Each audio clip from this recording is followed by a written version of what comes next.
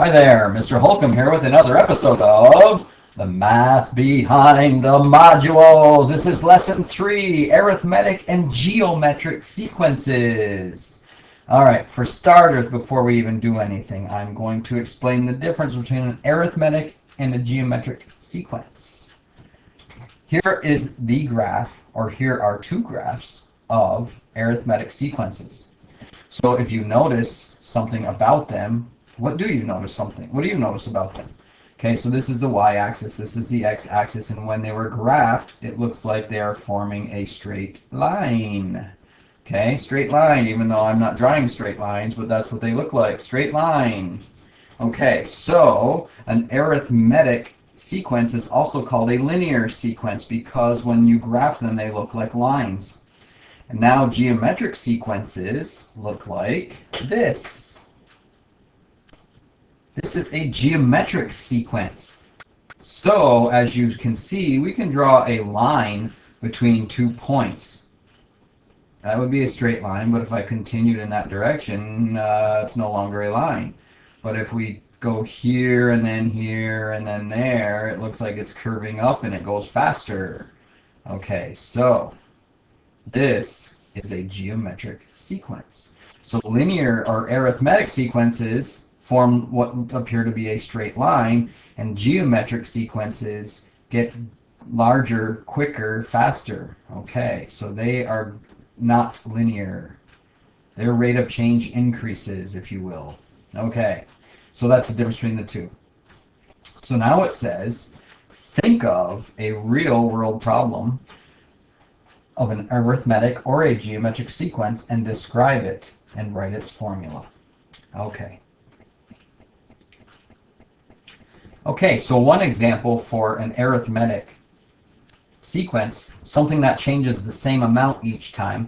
Let's just say an employer hires you and they tell you that they will give you a $2,000 raise every year. So this year you will make $10,000 and next year you will make $12,000 and the year after you'll make $14,000 and so on. So the equation would be S times n plus 1, salary, times number of years working there plus 1 would equal salary for nth year plus $2,000. So if your first year at work there is S of 1, then S of 1 would be a starting salary. S of 1 plus 1 or S of 2, your year 2 would be what you made year 1 plus $2,000. And you have to say for n greater than or equal to 1. Okay, so that would be an arithmetic sequence where you are increasing by $2,000 every year. An example of a geometric sequence would be a person whose boss says to them, I will hire you at a certain amount. I will give you a 2% raise every year. So if you made $10,000, 2% of 10,000 is 200. You'd make 2,000 or 400. I mean, if you made $10,000 the first year, 2% of 10,000 is 200. You'd make 10,200 the second year.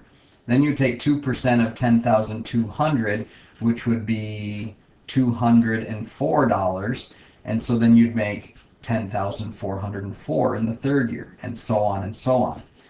Okay, so eventually you'd be starting to grow faster and faster. By your 30th year, if you were a career person, you'd be making 2% on top of 2% on top of 2%.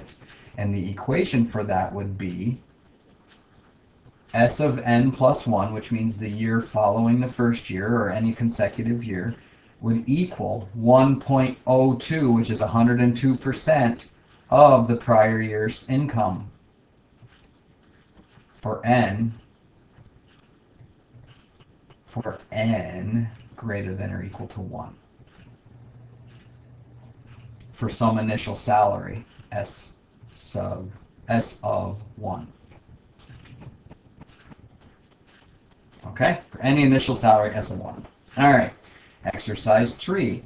If we fold a rectangular piece of paper in half multiple times and count the number of rectangles created, what type of sequence are we creating? Can you write a formula? So in other words, if I had this piece of paper and I fold it in half, right down the middle, and I fold this over. Now I have two, so what are they asking? How many rectangles? Now I have two rectangles. If I fold it over and then fold it again the other way, so now it's already folded, and then I fold it the other way, and then I unfold it, I'm going to have 4. So picture this being folded to this, and then folded this way right here, and so I make this little square, and when I unfold it, that's these 4. Now if I did that again and fold this over, how many squares would I have? So I'd be taking this and folding it in half, and it would create a crease here and here.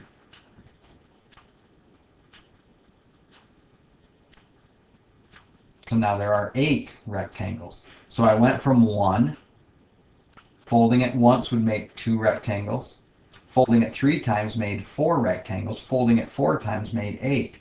So it went from 1 to 2 to 4 to 8, and if I keep doing that, it's just going to keep doubling. So that is a geometric sequence. The difference of 1 and 2 is 1, the difference of 2 and 4 is 2, the difference of 4 and 8 is 4, the difference of 8 to 16 is 8. So whenever our common difference is not common, it is not an arithmetic sequence, it is a geometric sequence. It's doubled every time, so we have a common multiple of 2. So we would write the equation as some rectangle sub n of n equals 2 to the nth power. So if it's 0, if I don't fold it any times, 2 to the 0 is 1, so I start with my original. Fold it once, 2 to the 1 is 2, fold it twice, 2 squared is 4, fold it 3 times, 2 to the third is 8, and so on and so on, where n is the number of times we have folded the paper. Okay, that is a really short lesson. It's the end of lesson 3.